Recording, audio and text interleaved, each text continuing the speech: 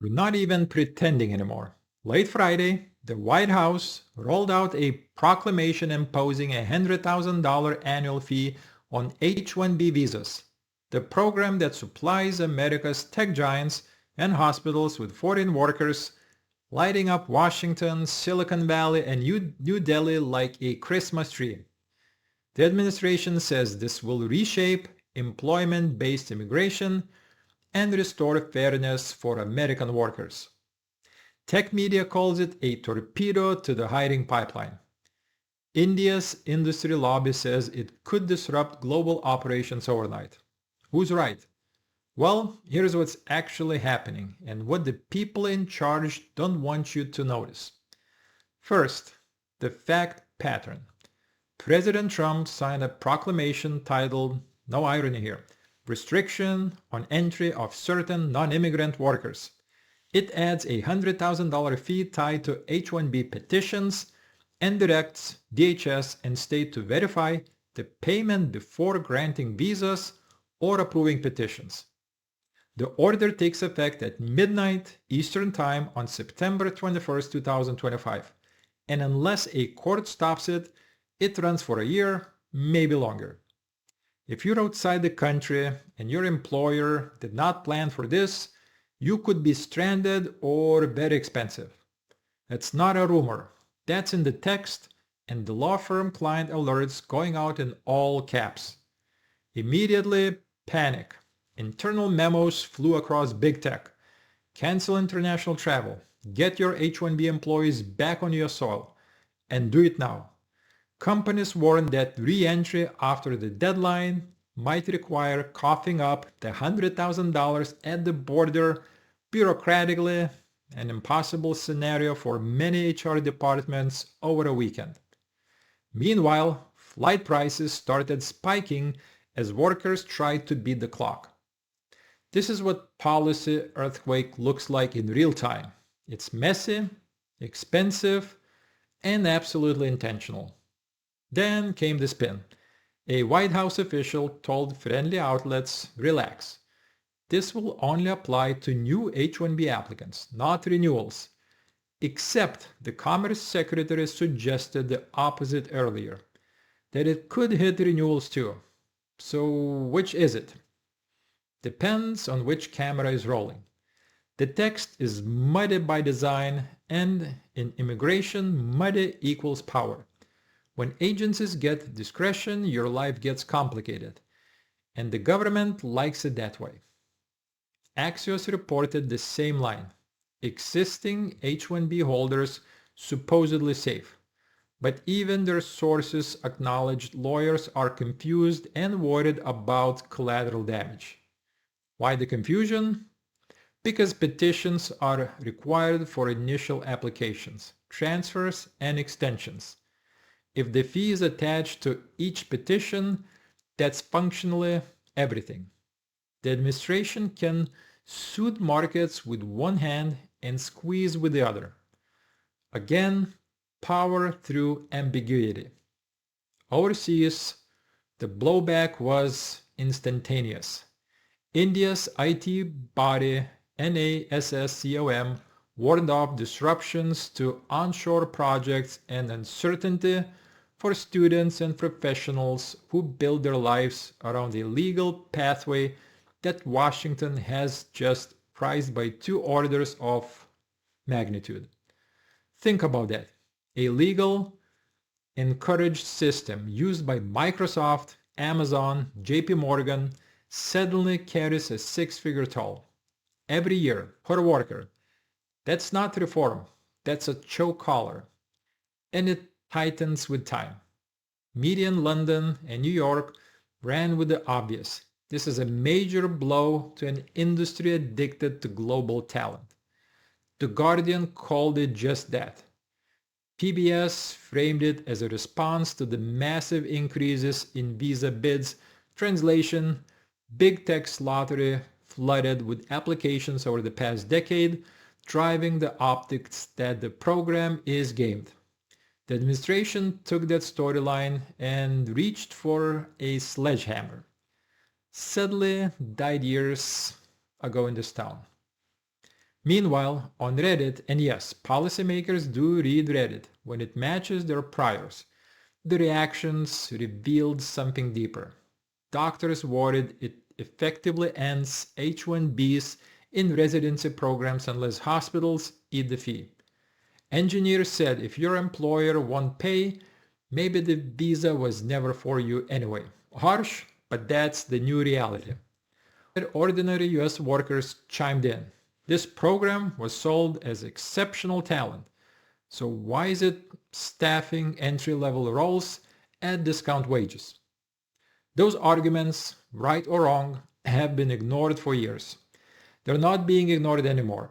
The administration's public rationale is simple and politically lethal. Protect American workers, stop wage depression, end the outsourcing loop where staffing firms import cheaper labor, see them at American companies and arbitrage the difference. It's hard to argue with that in Ohio or Arizona, especially after a decade of stagnant real wages and the post-pandemic surge in imported labor under the guise of skills shortages. Critics say H-1B lets companies hire at lower salaries and fill junior roles. Voters have noticed. But here's the catch, and it's intentional. A $100,000 annual fee is not a scalpel. It's a blunt instrument designed to force a choice. If you truly need this person, pay up. If you don't, hire an American. For the tech giants, this is annoying but survivable. For mid-sized firms, research labs, rural hospitals, and startups, it's existential. That's the realignment. Concentrate power in the incumbents and call it a national interest. Funny how that works. You can already see the second-order effects. Immigration lawyers are scrambling to parse new applicants versus extensions, change of status versus consular processing. If government quietly decides that re-entry from a weekend trip counts as a new application, thousands of workers will be stuck or their employers will face six-figure surprises. That uncertainty is the point it deters use. Even the friendliest coverage admits nobody's fully sure until the agencies publish procedures, which conveniently they haven't. Abroad, the politics get uglier. India's foreign ministry called the fee timeline concerning and warned of humanitarian consequences. Families split, travel zones, careers paused. Expect reciprocal pressure, tighter rules on US firms in India, fewer campus recruiting pipelines, a nastier tone in trade talks. Washington doesn't mind. In the new paradigm, we weaponize access to American jobs the way Europe weaponizes privacy law, as leverage. Now let's be adults. The H-1B program was abused. Everyone knows it. Wages were gamed, third-party placement firms commoditized workers. The lottery became a lottery in name, only a mass filings overwhelmed by any nation of best and brightest. But instead of repairing the architecture, raise wage floors, clamp down on outsourcers, prioritize advanced degrees in fields we actually need, the government slapped on a toll. Why? Because tolls are fast, brutal, and most importantly, defensible on TV. Supporters will tell you this resets the labor market and ends the race to the bottom. Maybe in some places, but don't ignore who thrives. Mega caps with billions in cash, elite hospitals with billionaire donors, hedge fund adjacent fintechs. They'll pay. They'll also consolidate their advantage while startups die. If you wanted a repeat of Dodd-Frank's help the big, kill the small effect, congratulations. You're doing it again. This time with people's lives. And for students on OPT who just won the H-1B lottery, the ambiguity is a ticking bomb. If your job ended in August and you're Status flips October 1st. Are you cap counted forever, losing fallback options? Immigration forums are full of frantic threads because the policy upended the calendar with 1 day's notice. That's not government. It's ambush. And it's deliberate. Confusion is a feature, not a bug, when the goal is to shrink pipeline fast. The press keeps repeating that the White House clarified the fee won't hit renewals. Maybe. But until DHS posts hard guidance, HR teams will assume the worst. Because they have to. Baker Donaldson's alert says point blank, petitions for workers outside the US will be denied without $100,000. That alone is enough to freeze business travel and strand families. Imagine telling a pediatric cardiologist she can't fly to see her mother because her hospital can't risk a six-figure fee on re-entry. That's not a theory. That's tomorrow morning. So what's the strategy? It's political and it's popular. After years of elite consensus telling Americans their jobs were a rounding error in a global spreadsheet, the government is doing something dramatic and visible. The message is simple. Hire Americans, and if you want, pay for the privilege. Voters love it. Wall Street will adapt. Universities will howl and quietly raise tuition to backfill research staff. And tech will pay the toll because it can. That's the genius and the cynicism of the move. There is another darker angle. By pricing entry through a massive fee rather than a criteria, we've created a gold card class of visas de facto for the rich firms and the rarest workers. That's explicitly how the package looks.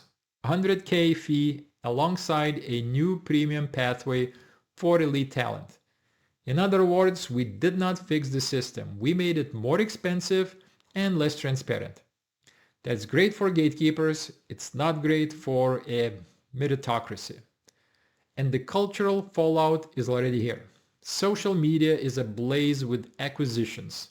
Some justified, some ugly, about who gamed the system and who stole jobs. When debates turn ethnic, nobody wins. We should want a high-skill immigration program that Americans trust and that immigrants respect, one that punishes fraud and rewards excellence. Instead, we got a toll road with a police checkpoint and a lot of fog. That breeds resentment on all sides. If you run a company, your decision matrix just changed. Is this worker indispensable? Are you prepared to pay $100,000 every year for that answer? If not, you'll localize the job, automate it, or cancel the role. If yes, you'll pay and pass the cost to consumers or cut a competitor's throat with scale. Either way, the American middle class won't see cheaper software or faster hospital care from this.